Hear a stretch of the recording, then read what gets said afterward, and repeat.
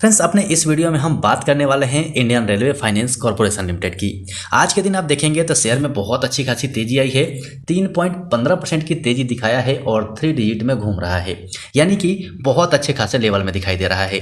साथ ही यहाँ पर आप बाउंड भी हाई देखेंगे, 104 रुपये 10 पैसे का है। साथ ही आज का हाई देखेंगे तो ये 103 रुपये 50 पैसे का है, यानी कि अपने बाउंड भी हाई के बहुत करीब पहुंच चुका है। लेकिन ये सब तो सब लोग बताएंगे, हम ये बताएंगे कि इसके अंदर में अब पॉजिटिव इंडिकेशन मिल रहा है। क्योंकि शेयर के अंदर में जब पॉजिटिविटी बनती है तो हमारा काम होता है प्राइस एक्शन को चेक करना, टेक्निकल एनालाइज करना और वहां से प्राइस रेंज निकालना। सो इस शेयर को अगर हम टेक्निकली देखते हैं तो हमें इसमें एक ब्रेकआउट नजर आ रही है, साथ ही कई सारे इंडिकेशंस अब पॉजिटिव दिख रहे हैं। इसलिए ये वीडियो रिकॉर्ड करना जरूरी था, आप तक पहुंचाना जरूरी था, ताकि आपका भी उधर से सुझाव मिल सके और हम सभी मिलकर एक प्लान तैयार कर सकें। तो चलिए मैं चलता हूँ कैंडलस्टिक चार्ट पैटर्न पे, क्योंकि ये सारी बातें आपने कई जगह पे देख ली होगी, कई सारे वीडियोज में आ चुके होंगे। लेकिन टेक्निकल एनालाइज अपना होता है, देखने का नजरिया अपना होता है, जिससे मुझे लग रहा है कि अब इसके अंदर में तेजी आ सकती है। एक टारगेट प्राइस भी हमने निकाला हुआ है, वो टारगेट बहुत जल्द हिट हो सकता है। तो चलिए हम चलते हैं कैंडलस्टिक चार्ट पैटर्न पे और वहां से देखते हैं कि हमें क्या दिखाई देता है। सो फ्रेंड्स, फाइनली हम आ चुके हैं IRFC के one day candlestick chart pattern पे और यहाँ पर आप देखेंगे तो स्टॉक जो यहाँ पर कंसोलिडेट किया है, इससे काफ़ी लोग परेशान थे। लेकिन अगर आप कंटिन्यू वीडियो देखते होंगे तो हमने पहले भी कहा था, यहाँ पर हमारे ट्रेंड लाइन के हिसाब से रेसिस्टेंस है। यहाँ पर अगर स्टॉक आके रुकता है तो यहाँ पर रुकने के बाद या तो यहाँ से टकरा कर नीचे अपने सपोर्ट पे आ जाएगा, या फिर अगर यहाँ पे होल्ड करता है तो बड़ी तेजी का संकेत देता है। तो इसको आप ध्यान में रखिएगा। आप लोग देखिए, सोचते क्या है ना कि आज वीडियो देखा और कल ही मूवमेंट आ जाए। इन्वेस्टिंग के अंदर में ऐसा मेरे भाई नहीं होता है। इसमें आपको थोड़ा इंतजार करना पड़ेगा, पेशेंस रखना पड़ेगा। जो आप आज ये वीडियो देख रहे हैं ना, तो आज एक नोट बना लीजिए कि आज के दिन आपने ये वीडियो देखा है और आप पाएंगे कि बहुत जल्द ये टारगेट हिट करते हुए नजर आएगा। लेकिन आज देखिए और कल हो जाएगा, ऐसा नहीं होगा। आप नोट बनाइए, नोट तैयार कीजिए।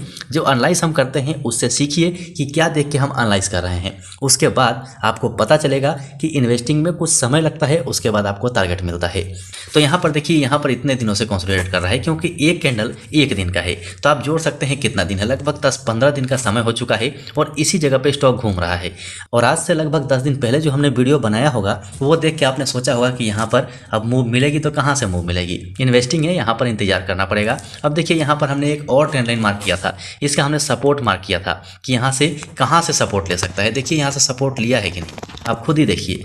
इस ट्रेंड लाइन के बीच में हमने एक सपोर्ट मार्क कर दिया था कि इसके ऊपर सपोर्ट लेगा, और फाइनली सपोर्ट लिया भी है। यहाँ से भी इसने सपोर्ट लिया है, यहाँ से भी सपोर्ट लिया है, और अब यहाँ पर ऊपर निकलने की कोशिश कर रहा है।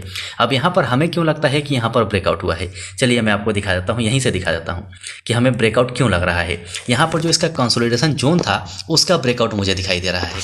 मैं यहाँ से मार्क करके आपको दिखाता हूँ। ये देखिए, ये इसका लेवल है, ये इसका मेन लेवल है। इस लेवल से अब हमें एक ब्रेकआउट दिख रही है, ये देखिए। अब ऐसे अगर आप देखेंगे तो आपको समझ में आएगा कि इसमें हो क्या रहा है। यहाँ पर देखिए, अभी आपको यहाँ पर ब्रेकआउट दिखाई दे रहा है कि नहीं, यहाँ पर ब्रेकआउट हुआ है। और ब्रेकआउट होने का मतलब क्या है कि आगे में, यानी कि ठीक इसके ऊपर में एक रेसिस्टेंस भी है। इस रेसिस्टेंस को भी पार कर सकता है, थोड़ा ऊपर भी जा सकता है। लेकिन याद रखिएगा, जैसे ही इस रेसिस्टेंस का ब्रेक होगा तो एक बार रिट्रेसमेंट जरूर होगा, उसके बाद मूव आएगी। तो चलिए आपको मैं दिखाता हूँ वीकली कैंडलस्टिक चार्ट पैटर्न पे कि आगे का प्राइस हमें क्या मिल सकता है। चलिए इसके पहले हम कुछ इंडिकेटर्स देख लेते हैं, जिसका मैं इस्तेमाल करता हूं। वो इंडिकेटर्स आपको दिखाऊंगा। सबसे पहले आप यहां पर RSI देखिए, 72.50 का चल रहा है। 70 के ऊपर इस लेवल से गया था, उसके बाद का मूव देखिए। ओवरबोट आप लोग मानते हैं तो मानिए, और मैं तो ओवरबोट नहीं मानता हूं, क्योंकि ओवरबोट होने के बाद ही जो तेजी हमें चाहिए वो मिलती है। आप यहाँ पर खुद ही देख सकते हैं, कई सारे स्टॉक में हमने दिखाया हुआ है। और अगर आपको अभी भी लगता है कि ओवरबोट जोन होता है, वहां से हमें बेच के निकलना चाहिए, तो कमेंट सेक्शन में कमेंट जरूर कीजिएगा। चलिए मैं यहाँ से प्राइस कैसे पता लगाता हूँ वो मैं आपको बताऊंगा। इससे पहले आप यहाँ पर मूविंग एवरेज देखिए। मूविंग एवरेज का क्रॉसओवर भी यहीं हुआ था। मूविंग एवरेज का क्रॉसओवर यहाँ हुआ, स्टॉक RSI 70 के ऊपर यहाँ से गया और स्टॉक में मूव भी यहीं से आया है। 3-4 इंडिकेशन आपको मिलते हैं। उसके बाद भी अगर आप प्रॉफिट नहीं बना पा रहे हैं तो सीखने की ज़रूरत है, सीखिए। बहुत लंबे टाइम तक लोगों से सुना होगा कि लॉन्ग टाइम होल्ड करो, 5 साल 7 साल 10 साल। भाई 10 साल के आगे किसने देखा है, 5 साल के आगे किसने देखा है। जो अभी मिल रहा है लेके निकलो, मौका मिलेगा। रेसिस्टेंस हमने ऑलरेडी मार्क किया है, यहाँ से हमने प्रॉफिट बुक कर भी लिया। निकल गया तो निकल गया, बहुत सारे शेयर पड़े हैं, थोड़ा महंगा लेंगे लेकिन रिस्क क्यों लेंगे। यहाँ से अगर फिर से नीचे अगर आ जाता है तो यहाँ से हम बाय कर लेंगे, यहाँ से बाय करेंगे तो इतनी हमें फ़ायदा हो जाएगी।